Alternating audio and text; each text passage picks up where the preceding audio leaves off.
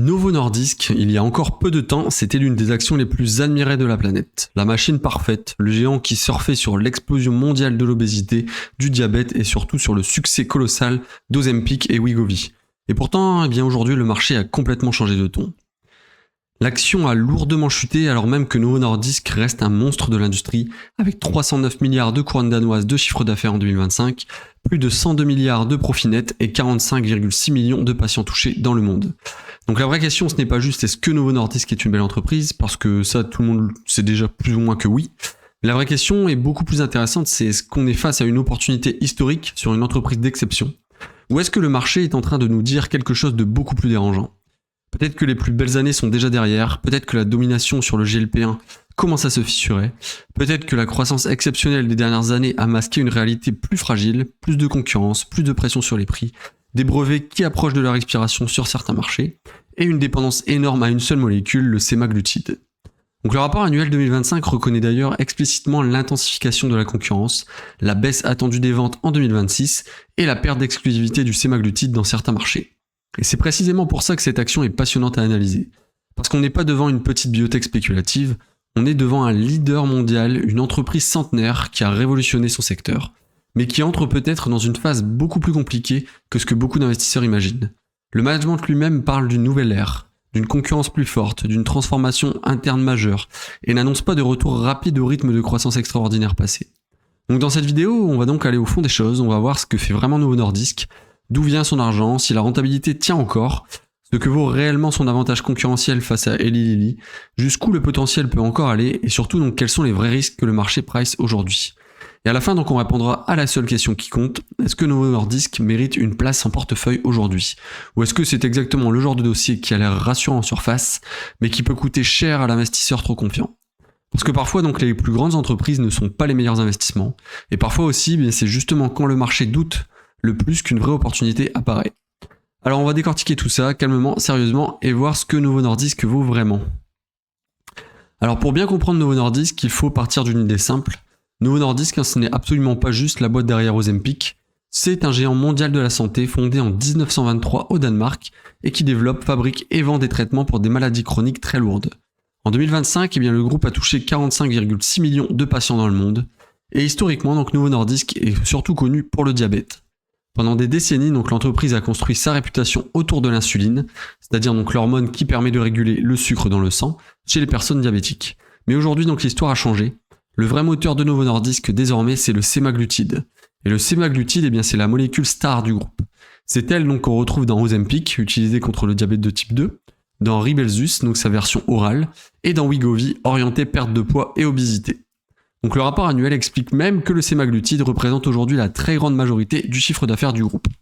Dit autrement, Novo Nordisk vend des médicaments, mais pas n'importe lesquels. Il vend surtout des traitements liés à 3 grands blocs, le diabète, l'obésité et les maladies rares. Et quand on regarde d'où vient l'argent, on voit tout de suite la hiérarchie. En 2025, Novo Nordisk a réalisé 309,1 milliards de couronnes danoises de chiffre d'affaires, et sur ce total, 207,1 milliards viennent du diabète, 82,3 milliards viennent de l'obésité et 19,6 milliards viennent des maladies rares. Donc oui, le diabète reste le plus gros bloc, mais la vraie explosion récente vient clairement de l'obésité.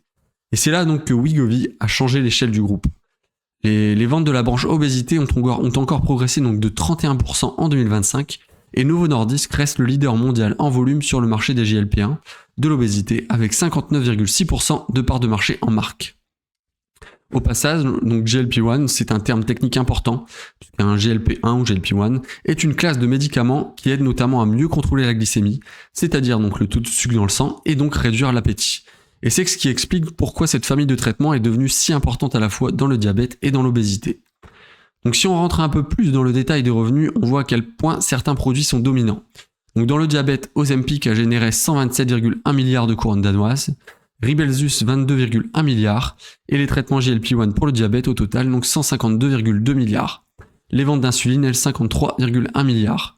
Donc ça, c'est un point clé pour comprendre l'entreprise. Novo Nordisk n'est plus vraiment seulement une société d'insuline, c'est vraiment devenu une machine à monétiser le sémaglutide sous plusieurs formes, pour plusieurs usages et sur plusieurs marchés. Et donc ça change complètement le profil du business. Parce que pour l'obésité, le produit phare, c'est Wegovy. Et fin 2025, donc Wegovy était disponible dans 52 pays, contre seulement 17 un an plus tôt, Et Novo Nordisk donc, a aussi lancé la pilule Wegovy, présentée comme le premier GLP-1 oral approuvé pour la gestion chronique du poids. Ensuite, donc, on a la troisième jambe du groupe, donc les maladies rares. Donc, c'est une activité quand même bien plus petite, mais pas anecdotique, puisque Novo Nordisk y vend des traitements pour les troubles sanguins rares et certains troubles endocriniens rares, avec des produits comme Sogroya ou Alemo. Donc, cette division a quand même généré 19,6 milliards de couronnes danoises en 2025. Donc, maintenant, on va se poser une question importante, c'est à qui Novo Nordisk donc, vend réellement ses produits. Et la réponse donc est bien plus complexe qu'on pourrait le croire, parce que l'entreprise donc ne vend pas simplement aux patients, elle vend dans un écosystème de santé.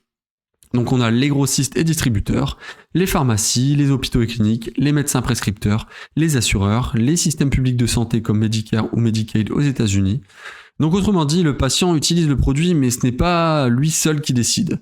Il faut aussi que les médicaments soient remboursés, distribués, disponibles, acceptés par les prescripteurs et accessibles au bon prix.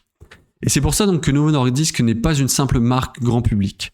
C'est une entreprise pharmaceutique intégrée, avec de la recherche, de la production, de la réglementation, du marketing médical et de la négociation d'accès au marché. Donc la chaîne de valeur décrite dans le rapport va précisément de la recherche et développement à la fabrication, puis à la distribution jusqu'au patient. Donc sur le positionnement, l'entreprise est très forte. Dans l'obésité, elle reste leader mondial du GLP-1 en volume de marque.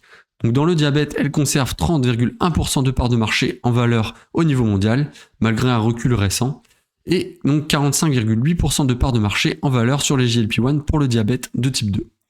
Donc ce qui la différencie, ce n'est donc pas juste un médicament, c'est vraiment un ensemble, une expertise historique dans le diabète, une présence mondiale, une très grosse base installée, des capacités de production massives, un portefeuille qui couvre l'injectable et l'oral, et un pipeline, c'est-à-dire donc les futurs médicaments en développement, encore très riche. Donc par exemple, le groupe pousse déjà des nouvelles générations de traitements, comme CagriSema ou Senagametide, ou encore donc des versions plus puissantes et plus pratiques de ces produits actuels. Enfin, donc parlons du business model. Novo Nordisk n'a pas un modèle d'abonnement comme un logiciel, ce n'est pas du SaaS, c'est un business model produit basé sur la vente répétée de médicaments, mais avec une dimension récurrente très forte. Pourquoi ? Eh bien parce que le diabète et l'obésité sont des maladies chroniques. Et dans beaucoup de cas, les patients doivent être traités pendant des mois, parfois des années. Donc quand un produit fonctionne, il peut générer des ventes répétées très durables. Donc c'est un peu comme une activité de consommation récurrente, mais dans la pharma. Avec une nuance énorme, c'est qu'avant de vendre durablement, eh bien, il faut réussir la R&D, obtenir les autorisations, produire à grande échelle, convaincre les payeurs et défendre ses brevets. Et c'est justement ce qui rend Novo Nordisk si puissant, mais aussi si complexe à analyser. Parce qu'en surface, donc, on voit des médicaments, mais en réalité, eh bien, on regarde une machine mondiale de recherche, de production et de distribution de traitements chroniques, largement portée aujourd'hui donc, par une molécule exceptionnelle, le sémaglutide. Alors maintenant, on va faire le point sur l'aspect financier. Donc, est-ce que Novo Nordisk est encore une machine à cash, ou justement, est-ce qu'on commence à voir les premiers signes d'essoufflement ? Et quand on regarde les chiffres, eh bien, la réponse est assez intéressante, parce qu'il y a en réalité deux lectures possibles. La première lecture, eh bien, c'est de dire que oui, financièrement, Novo Nordisk reste une entreprise extrêmement solide. Et le deuxième, c'est de dire oui, elle reste solide, mais la dynamique n'est clairement plus aussi spectaculaire qu'avant. Et c'est là que ça devient important pour un investisseur. Puisque par exemple, quand on regarde le chiffre d'affaires, eh bien, en 2025, Novo Nordisk donc, a réalisé 309,1 milliards de couronnes danoises de chiffre d'affaires, contre 290,4 milliards en 2024. Donc ça représente encore une croissance de 6,4%. Et de 10,3% donc à taux de chance constant. Donc non, l'entreprise ne stagne pas, elle continue de croître, mais il faut tout de suite nuancer, puisque quand on regarde l'historique sur 5 ans, on voit que la croissance ralentit très nettement. Les ventes avaient progressé de 10,9% en 2021, 25,7% en 2022, 31,3% en 2023 et 25% en 2024. Et puis donc seulement 6,4% en 2025.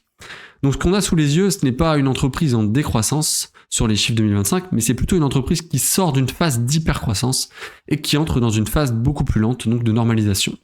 Donc là, c'est vraiment un changement majeur de narration, parce que donc le marché paie rarement au même prix une société qui croît de 25% par an et une société qui croît de 6%. Donc les chiffres passés sont bons, mais la vraie inquiétude du marché vient surtout du fait que les années à venir pourraient être beaucoup moins favorables. Et si on creuse un peu, eh bien on voit aussi que toute la croissance n'est pas uniforme. En 2025, donc l'obésité a encore explosé, donc avec 82,3 milliards de couronnes danoises de vente, en hausse de 31%. Donc. Et le diabète, lui, a progressé de seulement 4%. et les maladies rares ont progressé de 9%. Donc le groupe continue d'avancer, mais il avance surtout grâce à son moteur GLP-1 et en particulier donc grâce à l'obésité. Passons maintenant donc à la rentabilité. Et là, il faut être très clair, Novo Nordisk est très largement profitable. On n'est pas du tout face à une biotech qui brûle du cash dans l'espoir d'un futur meilleur. Donc en 2025, le groupe a généré 127,7 milliards de couronnes danoises de résultats opérationnels, 130,5 milliards de résultats avant impôts et au final donc 102,4 milliards de bénéfices nets. Donc oui, l'entreprise gagne énormément d'argent et donc on a même un bénéfice donc supérieur à 100 milliards de couronnes danoises. Donc c'est vraiment le signe d'un business déjà très mature, très rentable et très puissant. Mais là encore, donc il faut regarder la tendance et le bénéfice net donc n'a augmenté que de 1,4% en 2025. Le résultat opérationnel lui a même légèrement reculé de 0,5%. Donc on n'est pas dans une dégradation violente, mais on n'est pas non plus dans le rythme exceptionnel des années précédentes. Et ce ralentissement donc s'explique en partie par des éléments très précis. Le rapport annuel donc explique que le résultat opérationnel a été pénalisé par les coûts de restructuration liés à la transformation du groupe, par l'intégration donc des anciens sites catalans, la hausse et enfin donc la hausse des coûts de capacité et de production. D'ailleurs, donc la direction précise que sans les coûts de restructuration d'environ 8 milliards de couronnes danoises, le résultat opérationnel aurait progressé de 6% et de 13% donc à taux de change constant. Donc ça c'est important parce que ça veut dire que sous la surface, le business reste rentable. Mais il traverse une phase d'ajustement opérationnel. Maintenant donc parlons des marges, et donc ici on voit encore mieux la qualité de business, mais aussi la petite dégradation en cours. Cette dégradation elle se voit vraiment à tous les niveaux. Hein.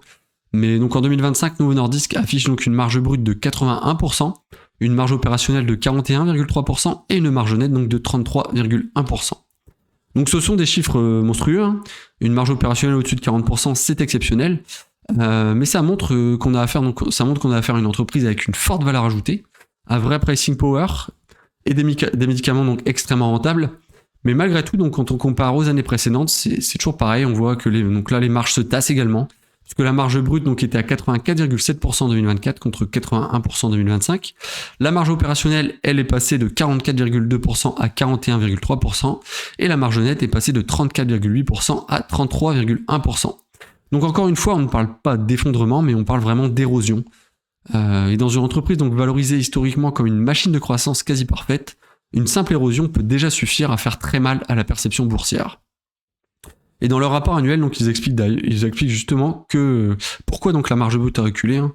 Donc on parle des amortissements et dépréciations liés donc aux 3 anciens sites catalans. Donc ensuite il y a les coûts ponctuels de restructuration, l'expansion continue des capacités de production et des effets de change donc défavorables.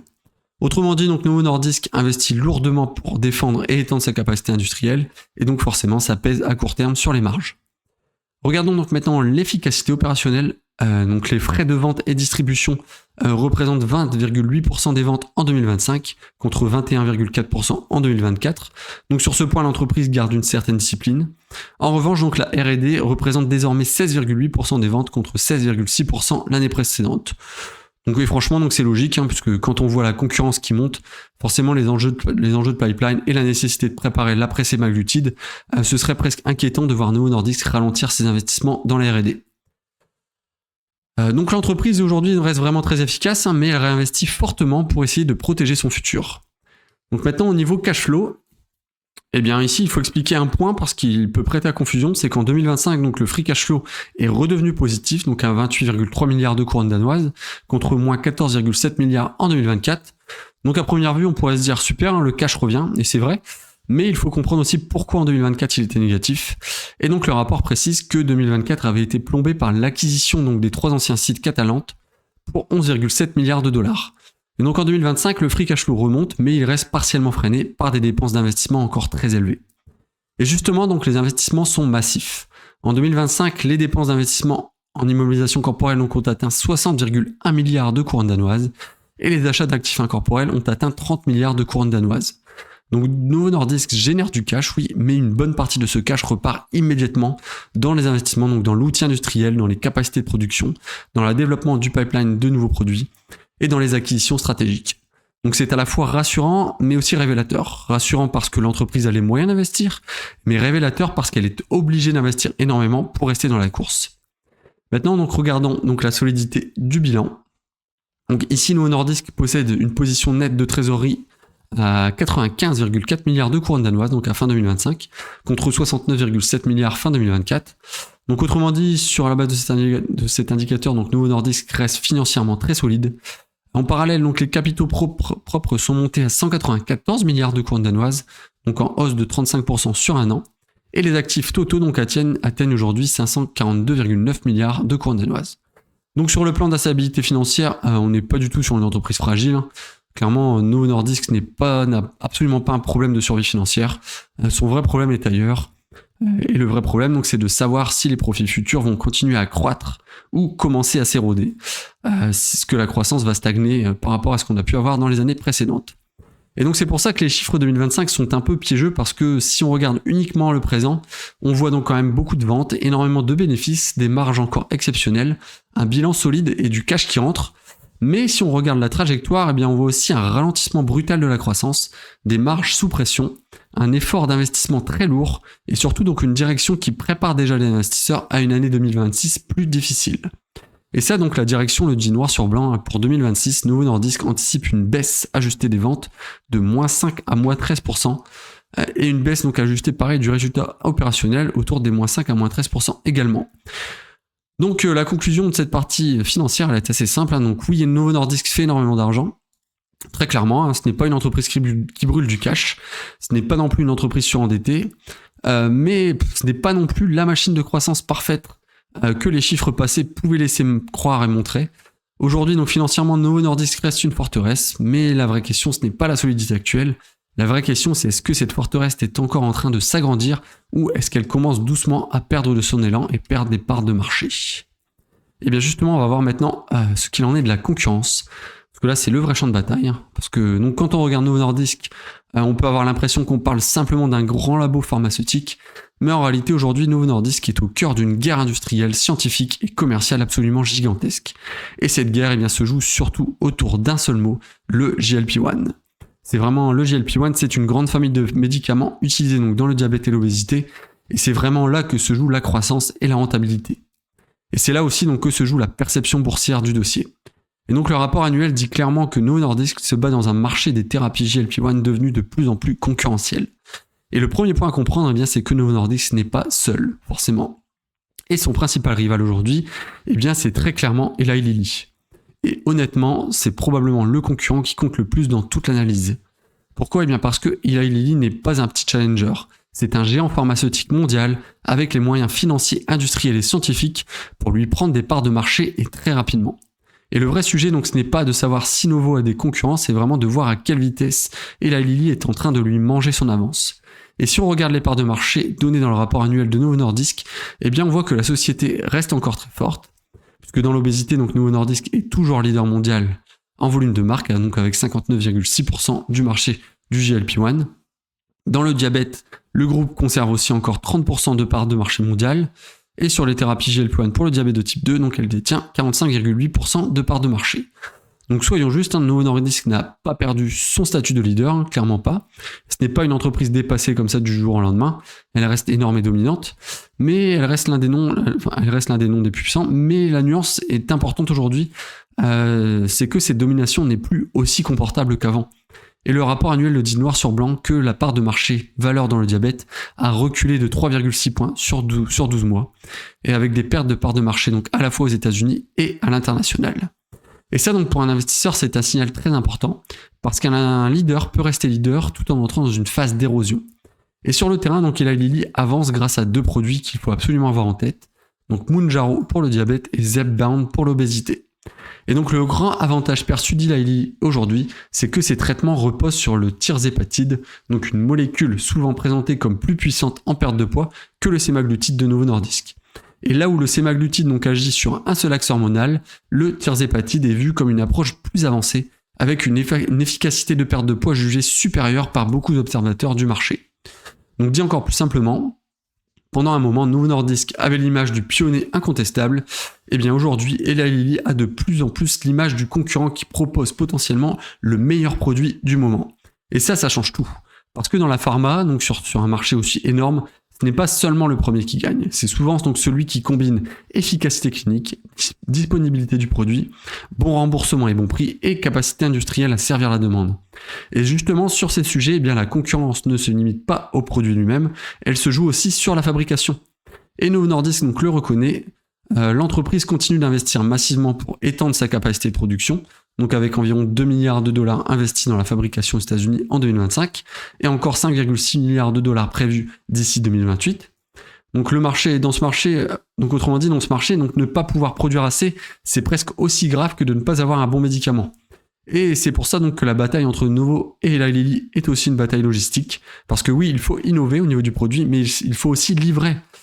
Ensuite, il y a d'autres acteurs à surveiller. Dans le rapport, donc, il est rappelé qu'historiquement, le marché du diabète ressemblait déjà à un oligopole dominé par quelques très gros noms, donc notamment Novo Nordisk, Eli Lilly et Sanofi.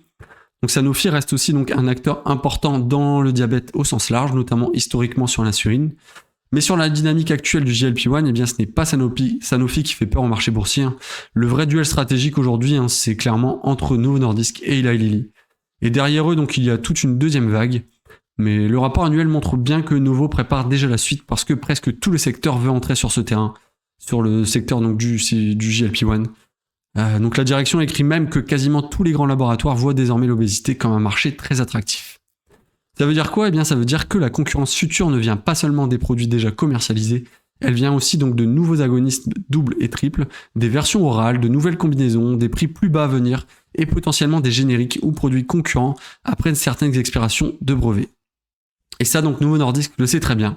C'est pour ça que son pipeline est aujourd'hui un élément clé de sa défense. La société essaie vraiment de répondre à la concurrence avec plusieurs leviers. Donc le Wegovy Pill, donc ce sera la version orale du GLP-1. Le Wegovy en 7,2 mg, donc en plus dosé. Le CagriSema, le Zenagamtide, anciennement donc amycrétine, et d'autres actifs obtenus via partenariat ou acquisition. Donc l'idée est simple pour Novo Nordisk, c'est de ne pas rester la boîte du semaglutide. Parce que le semaglutide a été la molécule star, mais sa dominance est vraiment en train de s'éroder. Et l'objectif de Novo, donc, c'est vraiment de devenir une plateforme beaucoup plus large que juste dans l'obésité et le diabète. Et c'est important parce que le risque principal de Novo, c'est justement d'être trop dépendant d'une seule grande molécule, et justement que cette molécule perde un peu de sa superbe. Donc aujourd'hui, qu'est-ce qui rend Novo Nordisk meilleur que ses concurrents ? Eh bien, il y a plusieurs choses. D'abord, l'entreprise a une expérience historique énorme dans le diabète, donc ce n'est pas un nouvel entrant, ce n'est pas une mode, c'est plus d'un siècle d'histoire avec une expertise accumulée sur les maladies métaboliques. Ensuite, Novo a encore une empreinte mondiale massive, puisque le groupe a atteint donc 45,6 millions de patients dans le monde en 2025, et Wegovy est désormais disponible dans 52 pays, contre seulement 17 un an plus tôt.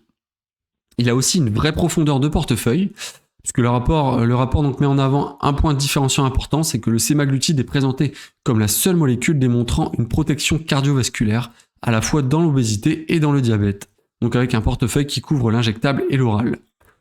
Donc ça, ce n'est pas anodin parce qu'un médicament donc, ne résume pas à combien de kilos il fait perdre. Dans la vraie vie, donc les médecins, les systèmes de santé, les payeurs regardent aussi la sécurité, les bénéfices cardiovasculaires, la tolérance, la simplicité d'administration et la qualité des preuves cliniques. Donc Novo garde de vrais atouts sur ce point, mais il a aussi des faiblesses. Et la première faiblesse, c'est que le marché, comme je disais, commence à voir Eli Lilly comme plus offensif, avec un meilleur produit perçu, un meilleur positionnement prix, une montée plus rapide et un avantage psychologique croissant auprès des prescripteurs et des investisseurs. Ensuite, la deuxième faiblesse, c'est la pression sur les prix. Novo Nordisk donc baisse déjà certains prix pour élargir l'accès, notamment aux États-Unis, avec des offres self-pay et des accords donc visant Medicare et Medicaid. Donc cela peut aider à défendre les volumes, mais cela comprime aussi donc potentiellement la rentabilité, donc les marges. La troisième faiblesse, c'est que l'entreprise doit maintenant gérer une concurrence plus large, pas seulement sur l'efficacité, mais aussi sur les usages. Donc le CEO l'explique dans le rapport, les patients obèses n'ont pas toujours les mêmes besoins que les patients diabétiques. Certains veulent plus de discrétion, certains préfèrent l'oral, certains veulent un prix plus bas, d'autres recherchent la meilleure efficacité absolue. Donc le marché devient plus segmenté, plus complexe et moins facile à dominer avec une seule solution. Donc maintenant, parlons donc des tendances de fond. Donc est-ce que le marché est en croissance ou en déclin ? Donc là, la réponse est claire, on est sur un marché en très forte expansion. Le rapport annuel donc parle de près de 1 milliard de personnes vivant avec l'obésité et d'environ 600 millions vivant avec le diabète. Donc rien que ça te donne un peu une idée de la taille du terrain de jeu. Et sur les chiffres récents, donc la croissance est spectaculaire, hein, puisqu'en 2025, donc le marché mondial du GLP-1 a progressé de 104%. Donc 104%, c'est énorme. On n'est pas du tout dans une industrie qui se tasse. On est vraiment dans une industrie qui explose encore. Dans le diabète aussi, la pénétration des GLP-1 continue de monter. Le rapport indique donc que la part estimée des GLP-1 dans l'ensemble des prescriptions diabète est passée de 6,7 à 8,1% en un an. Donc la bonne lecture, ce n'est pas le marché ralenti, hein, c'est plutôt le marché reste énormément en croissance, mais il devient beaucoup plus concurrentiel, beaucoup plus disputé. Et cette nuance est cruciale parce qu'une entreprise peut perdre en bourse même si elle opère sur un marché fantastique. Il suffit vraiment que la concurrence s'intensifie, que les parts de marché glissent, que les prix baissent ou que le marché estime qu'un rival a désormais un meilleur pipeline. Et donc c'est vraiment exactement ce qui rend Novo Nordisk aussi intéressant à analyser, puisqu'on n'est pas face à une société coincée dans un secteur mort. Là, on est face à un leader sur un marché gigantesque en expansion, mais qui doit maintenant prouver qu'il peut rester en tête alors que tout le monde veut une part du gâteau. Donc la conclusion de cette partie, c'est que oui, Novo Nordisk reste l'un des leaders mondiaux incontestables du diabète et de l'obésité. Il garde encore des parts de marché très fortes, hein, avec une marque énorme, un savoir-faire clinique réel et une présence mondiale. Mais la concurrence est devenue bien plus sérieuse, et la Lilly pousse très fort. Les parts de marché de Novo Nordisk reculent déjà dans certaines zones, les prix sont sous pression, et le marché donc ne récompense plus simplement le statut de pionnier. En clair, donc Novo Nordisk joue toujours en Ligue des Champions, mais le match est devenu beaucoup plus dur. Donc maintenant, on arrive à la question que tout investisseur se pose vraiment, donc jusqu'où Novo Nordisk peut encore grandir?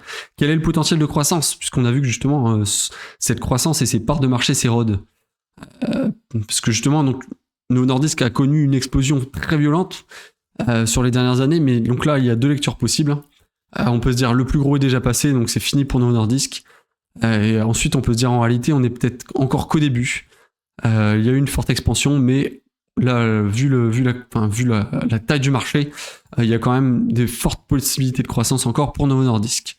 Et donc pour répondre à cette question, donc il faut regarder trois choses. Donc comme je dis, donc la taille du marché total qui est énorme, les nouveaux produits et relais de croissance, et ce que le marché anticipe pour les prochaines années. Donc au niveau de la taille du marché, hein, comme on l'a vu juste avant, hein, donc on est à 1 milliard de personnes vivant avec l'obésité et 600 millions avec le diabète. Donc le terrain de jeu est vraiment énorme. Donc à ce stade, le sujet n'est pas de savoir si le marché existe, hein, le marché est immense. Donc là, le vrai sujet, c'est plutôt de savoir quelle part de ce marché Novo Nordisk pourra capter durablement. Donc c'est là vraiment c'est là où est toute la question, hein, parce qu'aujourd'hui, malgré tout le bruit médiatique autour d'Ozempic et Wegovy, on est encore très loin d'une adoption complète. Le rapport justement montre par exemple que Novo Nordisk donc, a atteint, comme on le disait, 45,6 millions de patients en 2025. Donc c'est énorme à l'échelle d'une entreprise, mais comparé au nombre total de personnes concernées dans le monde, ça reste quand même une fraction relativement faible du potentiel. Donc autrement dit, Novo Nordisk est déjà dit gigantesque, mais son marché final potentiel est encore beaucoup plus grand qu'elle. Donc voilà. Au départ, de toute façon, beaucoup d'investisseurs voyaient surtout Novo comme un leader du diabète, mais ensuite donc le groupe est clairement devenu le symbole du traitement de l'obésité, un précurseur d'ailleurs dans ce domaine. Donc le terrain de jeu commence vraiment à s'étendre aussi vers les comorbidités, donc c'est-à-dire toutes les maladies associées, hein, par exemple les risques cardiovasculaires, les maladies rénales, le MASH, donc une maladie du foie, et certaines complications du diabète. Et donc ça c'est très important parce que plus une molécule montre d'utilité médicale, plus son marché potentiel s'élargit. Et donc le rapport insiste d'ailleurs sur le fait que le sémaglutide continue de montrer un potentiel maladie cardiovasculaire rénale et hépatique intéressant. Et il rappelle aussi donc que Novo a obtenu l'approbation de Wegovy aux États-Unis dans le MASH, ce qui ouvre donc un nouveau terrain de croissance au-delà de la simple perte de poids et du diabète. Donc le marché adressable total ne se limite pas à combien de personnes veulent maigrir, hein, il inclut aussi combien de patients peuvent bénéficier de tous ces traitements dans tout l'univers des maladies métaboliques. Et là donc le potentiel devient encore plus grand. Et donc le rapport annuel montre aussi un autre élément clé, c'est que le marché n'est pas seulement immense, il continue de se développer très vite. Parce qu'en 2025, donc, le marché mondial des GLP-1 de l'obésité a progressé, donc, comme on l'a vu plus haut, de 104%. Pareil pour le diabète, donc on a également une augmentation. Donc on est encore vraiment dans une phase de pénétration aujourd'hui, hein, on n'a pas du tout atteint l'entièreté du marché. Donc ça veut vraiment dire que ces médicaments gagnent encore du terrain dans les usages réels et ils ne sont pas encore arrivés à maturité. Et donc c'est ça vraiment qui nourrit le potentiel long terme.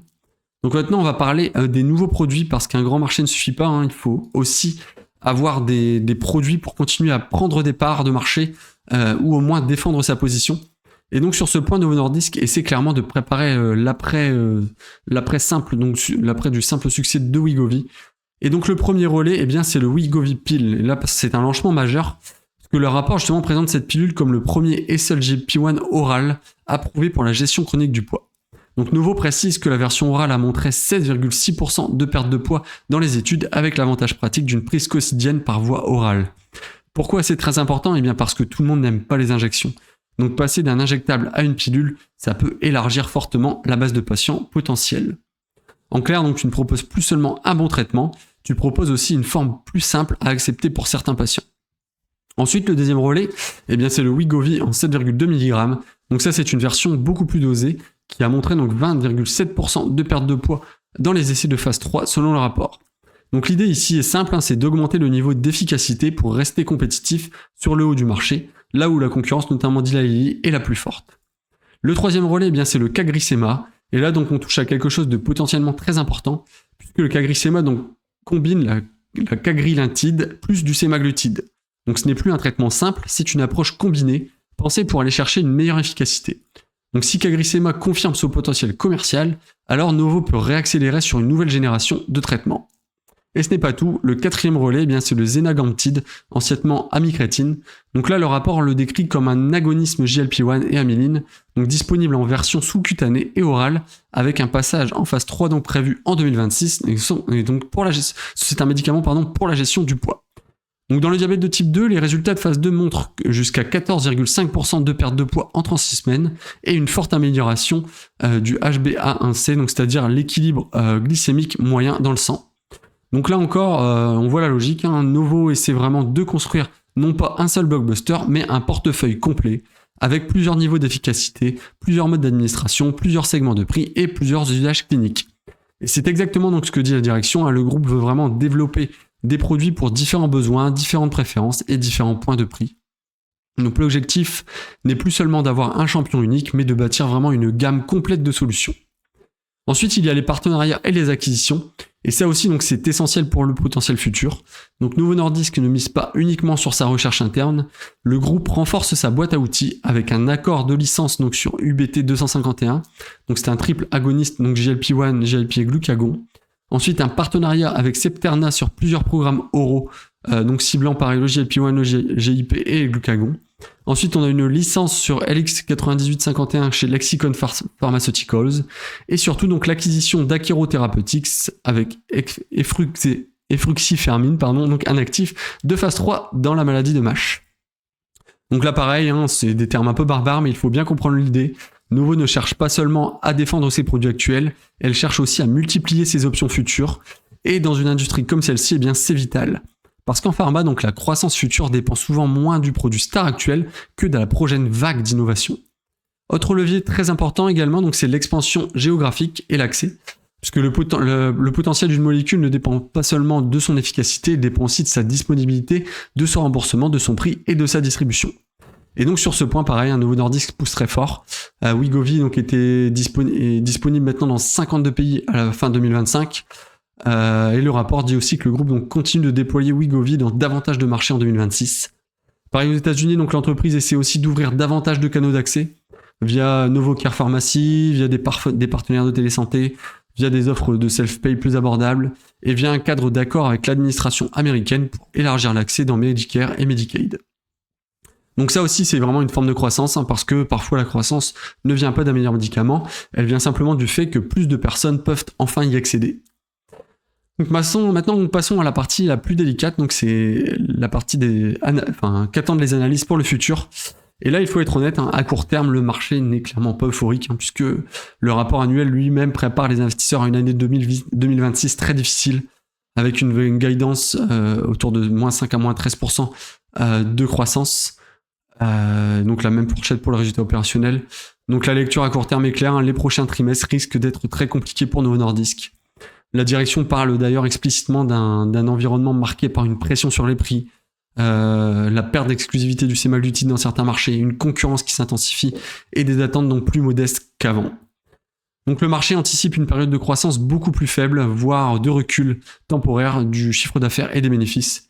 Donc les analystes ont revu leurs estimations à la baisse, ce qui explique donc en grande partie donc la violence de la chute du titre. Maintenant, il faut bien distinguer deux horizons, puisque à court terme, le marché voit surtout du ralentissement de la pression et une transition difficile. À long terme, le potentiel reste immense si Novo Nordisk réussit notamment à défendre ses volumes, élargir l'accès, monétiser sa nouvelle gamme de produits et convertir sa pipeline en vente réelle. Et c'est là donc toute la subtilité du dossier, parce que le potentiel théorique est énorme. Le CIO le dit lui-même, les centaines de millions de personnes que Novo n'a pas encore atteintes représentent une opportunité énorme. Et la direction donc insiste sur une logique de croissance fondée sur l'élargissement de l'accès et de la portée, et pas seulement sur le chiffre d'affaires à court terme. Mais pour que ce potentiel devienne une vraie croissance boursière, il faut que plusieurs choses se passent bien en même temps. Le pipeline bien clairement doit livrer, la concurrence ne doit pas prendre trop d'avance, les prix ne doivent pas trop se dégrader et l'accès doit s'élargir suffisamment pour compenser les pressions actuelles. Donc la conclusion de cette partie, elle est assez simple, c'est oui, le potentiel de croissance reste énorme, parce que le marché adressable est gigantesque, parce que l'obésité et le diabète restent massivement sous-traités, parce que le groupe développe plusieurs nouveaux produits solides et parce qu'il élargit sa présence géographique. Et aussi donc enfin parce qu'il essaie de bâtir un portefeuille plus large que le seul sémaglutide actuel. Mais attention, donc ce potentiel est moins clair et propre qu'avant, il n'est plus linéaire, il n'est plus évident, il n'est plus garanti par la seule dynamique passée. Aujourd'hui donc investir sur la croissance future de Novo, ce n'est pas parier sur la continuité parfaite, c'est vraiment parier sur sa capacité à transformer un marché gigantesque en nouvelle phase de croissance durable, malgré plus de concurrence, plus de pression et plus d'incertitude. Maintenant, on arrive donc à la partie probablement la plus importante, parce qu'une belle entreprise peut être un mauvais investissement si les risques sont mal compris. Et avec Novo Nordisk, donc les risques ne manquent pas. Le point important, ce n'est pas de dire l'entreprise est en danger de mort, ce n'est pas ça. Le vrai point plutôt, c'est de dire quels sont les éléments qui peuvent continuer à peser sur la croissance, les marges et donc sur le cours de bourse. Et très honnêtement, il y en a plusieurs. Le premier risque qui est le plus visible aujourd'hui, c'est évidemment la concurrence. Pendant des années, donc Novo Nordisk avait une position presque idéale. Le groupe dominait son sujet, bénéficiait d'une molécule extraordinaire avec le sémaglutide et profitait d'une image de pionnier. Mais ce confort a clairement disparu. Dans son rapport annuel, Novo Nordisk reconnaît lui-même que le paysage concurrentiel a profondément changé et que pratiquement tous les grands groupes pharmaceutiques voient désormais l'obésité comme un marché extrêmement attractif. Et dans les faits, le concurrent qui compte vraiment aujourd'hui, c'est Eli Lilly, qui est en train donc de gagner du terrain parce que ses produits paraissent plus efficaces en perte de poids, plus compétitifs sur les prix et mieux soutenus par la capacité industrielle. Il résume donc même la situation de façon assez brutale, un meilleur produit perçu, prix plus agressif, meilleure disponibilité. Et clairement, quand tu vois ça, tu comprends le vrai danger. Le danger, c'était pas juste que Novo est un concurrent, le danger c'est que le marché commence à penser que le meilleur produit n'est plus chez Novo. Et quand ce doute s'installe dans la pharma, surtout dans un secteur donc en hypercroissance, ça peut faire très mal. Deuxième gros risque, c'est la dépendance excessive au sémaglutide. Et là, donc c'est probablement l'un des points les plus importants de tout le dossier. Novo Nordisk le dit très clairement dans sa section gestion des risques, le groupe est exposé à une dépendance de portefeuille avec plusieurs grandes marques reposant sur le sémaglutide comme ingrédient actif principal. Donc beaucoup trop de choses reposent sur une seule grande molécule, que ce soit Ozempic, Wegovy, Rybelsus. Ce sont des marques différentes, des usages différents, des formats différents, mais au cœur du moteur, c'est toujours la même base scientifique. Et ça, c'est un vrai risque. Parce que si la concurrence devient plus forte, les prix baissent, les brevets expirent, ou qu'une nouvelle génération de traitements fait mieux, ce n'est pas juste un petit segment qui souffre, c'est toute l'entreprise. Et là, c'est une grosse partie de la machine qui peut être touchée en même temps. Et justement, donc, ça nous amène au troisième risque, c'est les brevets et la perte d'exclusivité. Et le rapport annuel, donc justement, consacre une vraie place à ce sujet. Parce que sur le tableau des statuts de brevets, on voit par exemple que Ozempic, Rybelsus, l'injection Wegovy ou même la pilule Wegovy ont des échéances d'exclusivité beaucoup plus proches en Chine qu'aux États-Unis ou en Europe, avec certaines expirations indiquées dès 2026 pour la Chine, alors que les échéances vont plutôt jusqu'à 2031-2032 aux États-Unis, au Japon et en Europe selon les produits. Et le management donc insiste aussi à plusieurs reprises sur le fait que Novo entre dans une phase où la perte d'exclusivité du sémaglutide dans certains marchés va devenir une réalité. Alors attention, ce n'est pas forcément un mur brutal du jour au lendemain. Le management essaie même de présenter cela comme une opportunité d'élargir l'accès. Mais pour l'investisseur, il faut rester lucide. Quand un actif aussi central approche d'une perte d'exclusivité, ça veut dire plus de pression sur les prix, plus de concurrence, moins de pouvoir de négociation et potentiellement donc une normalisation des marges. Ensuite, quatrième risque, c'est la pression réglementaire et politique, surtout aux États-Unis. Novo Nordisk le dit d'ailleurs noir sur blanc que en 2026 va sûrement être pénalisé par des prix réalisés plus bas, l'accord MFN aux États-Unis, donc c'est Most Favored Nations, donc forcément il va y avoir la priorité aux États-Unis, d'autant plus que Eli Lilly est américain. Ensuite, on aura la baisse de certaines couvertures Medicaid et enfin des réformes de santé qui augmentent la complexité et l'incertitude du marché. Le rapport explique même que certains gouvernements donc, changent leur cadre pharmaceutique, ce qui augmente donc l'incertitude réglementaire et peut affecter directement la rentabilité. Donc concrètement, ça veut dire que même si la demande reste forte, Novo ne contrôle pas seul son destin. Il dépend aussi des autorités de santé, des remboursements, des règles de prix, des politiques publiques et des négociations avec les payeurs. Et comme les États-Unis donc représentent un poids énorme dans le business, ce risque est particulièrement sensible. Enfin, cinquième et dernier risque principal, donc c'est la pression sur les prix et sur les marges. Et donc c'est probablement le risque le plus concret à court terme. Le rapport annuel montre déjà une dégradation. Mais même si encore une fois, donc là on a toujours des marges fantastiques, mais ce qui compte en bourse n'est pas seulement le niveau absolu, c'est vraiment la direction. Et là, la direction pour l'instant c'est plutôt vers l'érosion. Donc dans le rapport annuel, on voit que cette pression vient notamment donc des coûts, des différents coûts de rachat donc liés au site Catalente, des coûts de restructuration, des expansions de capacité, d'effets de change défavorables et d'une pression croissante sur le pricing. Donc oui, Novo reste ultra rentable, mais cette rentabilité s'érode petit à petit. On peut également noter un sixième risque, notamment sur l'exécution industrielle. Donc ça on en a déjà brièvement parlé auparavant, puisque dans ce marché donc, il ne suffit pas d'avoir un bon médicament, il faut aussi être capable de le produire, de le distribuer et d'éviter les ruptures. Donc Novo investit énormément de ce côté pour répondre à ce problème, notamment donc justement comme j'en parlais tout à l'heure, 2 milliards d'investissements dans la fabrication aux États-Unis en 2025 et encore entre 5 et 6 milliards prévus d'ici 2028. Mais le simple fait donc de devoir autant investir montre que vraiment le sujet est critique et que c'est très important pour Novo Nordisk. On peut également parler du pipeline, le pipeline clinique avec donc des nouveaux produits qui sont en cours de développement. D'ailleurs, dans le rapport annuel, Novo indique que les essais de phase 3 évoquent plus donc, sur la maladie d'Alzheimer n'ont pas montré de réduction statistiquement significative de la progression de la maladie, et donc que le programme a été arrêté. Donc ça, c'est typiquement un exemple que lorsqu'on a un pipeline clinique, donc il y a les tests qui sont faits et les différentes phases, et malheureusement, parfois, les résultats ne sont pas bons, et donc... au final, ça se retrouve avec de la perte de temps, perte d'argent en R&D au final. Enfin, pas une perte complète, mais ça reste quand même une perte puisque tout le temps qui a été passé sur des essais cliniques qui échouent, forcément, c'est une perte majeure pour le pipeline qui reste donc vraiment, enfin le pipeline de produits quand même reste de l'optionnalité. Hein, ça crée forcément de l'incertitude parce que tout dépend des résultats. Des différentes phases de test. Donc voilà pour les différents risques. Donc si je résume cette partie simplement, eh bien les grands risques sur Novo aujourd'hui, ce sont donc une concurrence devenue beaucoup plus agressive, une dépendance énorme aux sémaglutides, la perte progressive d'exclusivité dans certains marchés, la pression réglementaire et politique, donc surtout aux États-Unis, la compression des prix et des marges, et enfin donc les défis industriels et d'exécution. Et donc le point le plus important à retenir, c'est peut-être celui-là, c'est que le risque sur Novo, eh bien ce n'est pas l'effondrement immédiat, mais c'est vraiment le risque, c'est vraiment la normalisation de la croissance, des marges et du multiple de valorisation, et peut-être aussi une normalisation du statut de leader incontesté. Donc hors en bourse, donc une grande entreprise qui passe du statut de machine parfaite à celui de très bonne entreprise, mais sous pression, ça peut suffire à faire beaucoup de dégâts. Donc justement, on va le voir au final, Novo Nordisk... donc quel est le verdict sur Novo Nordisk ? Est-ce que c'est une opportunité en or ou un couteau qui tombe ? Ou simplement alors une très belle entreprise en plein passage à vide ? Donc là, pour résumer un peu tout ce qu'on a vu, Novo Nordisk, ça reste quand même une entreprise exceptionnelle, mais l'action n'est plus du tout une évidence simple.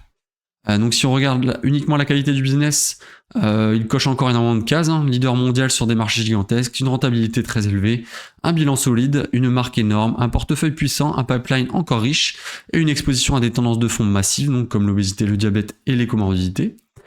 Le problème, eh bien, c'est que la bourse n'achète pas le passé, elle achète le futur, et le futur pour l'instant est beaucoup plus flou pour Novo Nordisk. Donc clairement, aujourd'hui, on n'achète pas Novo Nordisk pour son momentum. On l'achète seulement donc si on croit que le ralentissement est temporaire, que la concurrence d'Eli Lilly ne va pas détruire durablement son avantage et que la nouvelle vague de produits va relancer la machine dans les 2 à 5 ans maximum. Donc aujourd'hui, au moment où j'enregistre la vidéo, à 36$ avec un PE de 10,2 et un forward PE de 11, l'action ne ressemble clairement plus à une action de croissance euphorique. Elle ressemble déjà à une valeur que le marché a fortement punie.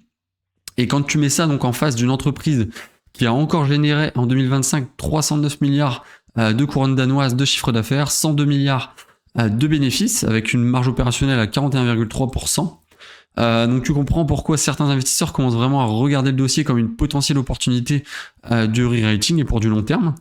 Mais bon, un multiple bas ne suffit pas. Dans la pharma, un PE faible peut être trompeur si les profits qu'il reflète sont à un sommet cyclique ou structurellement sous pression. Et c'est un peu le cas aujourd'hui pour Novo.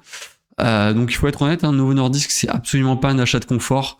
C'est vraiment un dossier de conviction. Il faut vraiment accepter donc plusieurs choses. C'est que les prochains trimestres peuvent rester très mauvais, que le marché peut encore réviser les attentes à la baisse, le titre peut rester déprimé longtemps, et la concurrence donc peut continuer à peser psychologiquement et commercialement. Après, il ne faut pas oublier non plus que malgré tous ces problèmes, donc Novo continue d'avancer, avec donc la Wegovy pile qui est lancée, le Wegovy en 7,2 mg qui avance, le CagriSema qui est soumis à la FDA, le Zenagamtide qui doit entrer en phase 3. Donc le groupe multiplie également aussi les partenariats sur des approches doubles et triple agonistes et continue à étendre son activité, son accès géographique et commercial. Donc oui, il existe encore une vraie option de rebond fondamental. Maintenant, donc la question la plus concrète, c'est est-ce que j'achète à ce prix ? Parce qu'à ce niveau de valorisation, donc le marché price déjà beaucoup de mauvaises nouvelles. Mais comme les mauvaises nouvelles ne sont pas forcément terminées, vouloir trouver le point bas parfait est presque impossible sur cette société. Pour ma part, donc je ne compte pas me positionner. La pharma, c'est clairement en dehors de mon cercle de compétences. C'est d'ailleurs la première fois que j'analyse une pharma en profondeur comme ça. Et je dois dire que le dossier est quand même bien complexe, avec beaucoup d'incertitudes. Maintenant, donc si tu connais bien le secteur, si tu crois au dossier, l'idéal est vraiment de construire une position par palier, je pense. Si je devais donner une logique simple de zone d'entrée avec les informations qu'on a aujourd'hui, je formulerais ça comme ça. Donc une zone correcte, ce serait autour de 36$, comme on est aujourd'hui. Une zone attractive, ce serait sous les 33$. Une zone très attractive entre 28 et 30. Et une zone exceptionnelle, mais qui supposerait vraiment une vraie capitulation du marché, ce serait sous les 25$. Alors pourquoi ces zones ? Parce que à mesure que le prix baisse, eh bien, tu augmentes ta marge de sécurité. Face à un scénario où 2026 resterait mauvais, 2027 plus ou moins pareil, et que le marché donc continue de traiter Novo Nordisk comme une valeur ex-croissance pendant un moment. Donc voilà, pour conclure, Novo Nordisk n'est probablement plus l'action parfaite que le marché croyait voir, mais elle n'est pas non plus une action cassée sans avenir. C'est plutôt un leader de très grande qualité, mais en plein trou d'air stratégique, commercial et boursier. Et souvent, donc, ce sont exactement ce genre de dossiers qui deviennent intéressants pour du long terme, à condition justement d'avoir du temps, de la patience. C'est une vraie discipline de prix. Donc voilà, si tu as aimé cette analyse, eh bien dis-moi en commentaire ce que toi tu ferais aujourd'hui sur Novo Nordisk. Est-ce que tu es positionné ? Est-ce que tu achèterais ? Est-ce que tu attends ? Ou tu penses que c'est un piège de valorisation ? Et surtout, dis-moi aussi quelle action tu aimerais que j'analyse en profondeur dans une prochaine vidéo. Et si tu veux aller plus loin dans ta réflexion d'investisseur, eh bien n'hésite pas aussi à t'abonner. Donc sur cette chaîne, l'objectif n'est pas de suivre le bruit, c'est vraiment de construire un portefeuille solide avec une vraie logique long terme pour acheter plus de liberté. Allez, à très vite pour la prochaine vidéo.